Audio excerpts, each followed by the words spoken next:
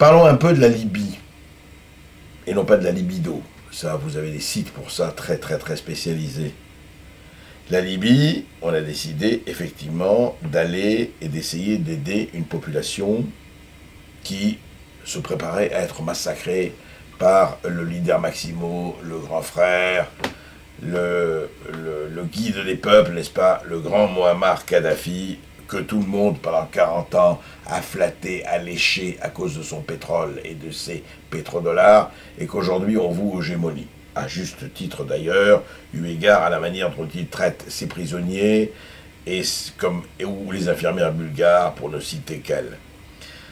Donc, effectivement, pour une fois, il y a eu accord, et heureusement, pour essayer d'aider, si vous voulez, les rebelles. Le problème, c'est que d'ores et déjà, on assiste à ces choses extraordinaires, du manque total de cojones, comme disent les Espagnols, ou de colonne vertébrale, comme disent les Français, qui sont plus polis et plus urbains, de la part de gens comme par exemple la Ligue arabe, qui dit oui, c'est vrai, il faut arrêter le massacre des civils par Kadhafi, mais dès que la chose prend, il dit ah non, on veut pas ça, c'est pas ça qu'on voulait, quoi. Ligue arabe, je rappelle, consortium de dictateurs, de massacreurs autoritaires, avec quelques nouvelles démocraties, mais enfin, franchement, à part gueuler contre les États-Unis et Israël, on voit pas très bien ce qu'ils font. Donc, les autres aussi se réunissent, alors autant ou pas autant, qui va prendre la direction ou pas. Le problème, il est là. Il est qu'on n'a pas voulu, on a traité les néoconservateurs et ceux qui voulaient pratiquer l'ingérence, non seulement humanitaire mais politique, on les a traités de tous les noms.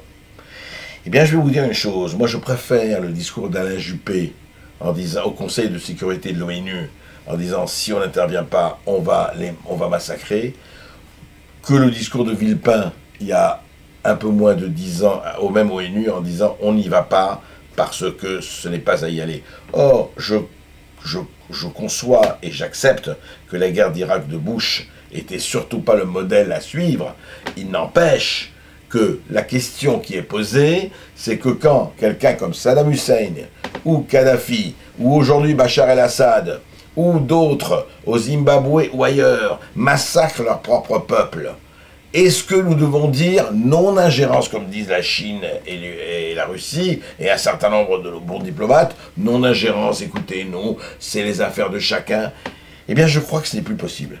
Je crois que dans un monde globalisé comme le nôtre, on ne peut plus faire semblant de se laver les mains et d'être Ponce Pilate en attendant les affaires et que les affaires reprennent. Je crois que l'ingérence politique est devenue un mal nécessaire. Un mal parce que qui veut être pour la guerre? Personne n'est pour la guerre, mais nécessaire. Parce que si on croit que la dictature va rester où elle est, non. Que ce soit l'intégrisme ou la dictature, eh bien un jour ou l'autre, on l'a aussi à nos portes. Voilà pourquoi il est bon d'avoir fait ce que Sarkozy et Juppé et Cameron et tous les autres ont fait.